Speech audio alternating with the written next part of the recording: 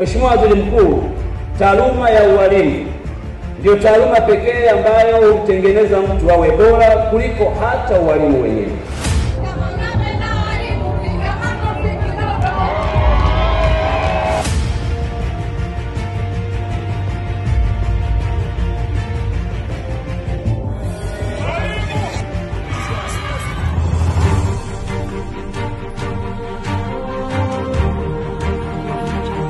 Leo tumekusanyika hapa kwa ajili ya kusherehekea mikono hii inayojenga Tanzania tunayoitaka, mikono inayozalisha wataalamu wa kila namna kwa ajili ya nchi yetu.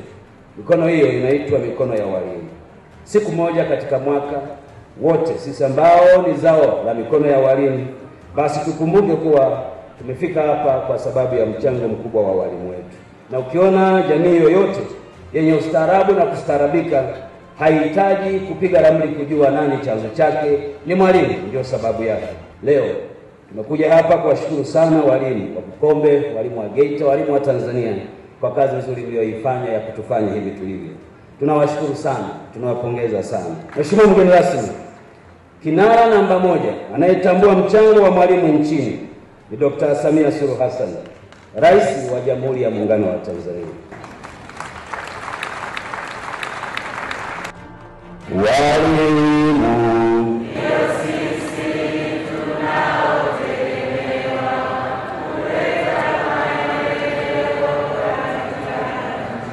katika chama cha walimu chetu. Endeleeni kufanya kazi na taasisi za serikali.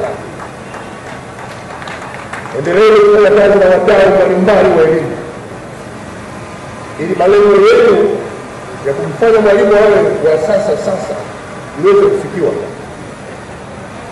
ili pia msaidie kupunguza changamoto za mkabili mwalimu.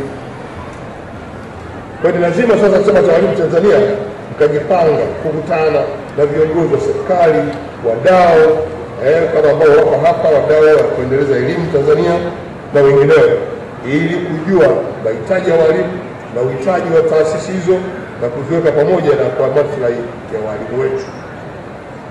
Chama cha walimu vile vile fanyeni kazi na viongozi wa dini na jamii kwa ujumla ili muunganishe nguvu ya kuelimisha umma uliopo. Leo nimefurahi sana na chama cha walimu wilaya Bukombe mkoa wa Geita kualika idadi kubwa ya viongozi wa dini kushiriki kwenye mkutano wetu.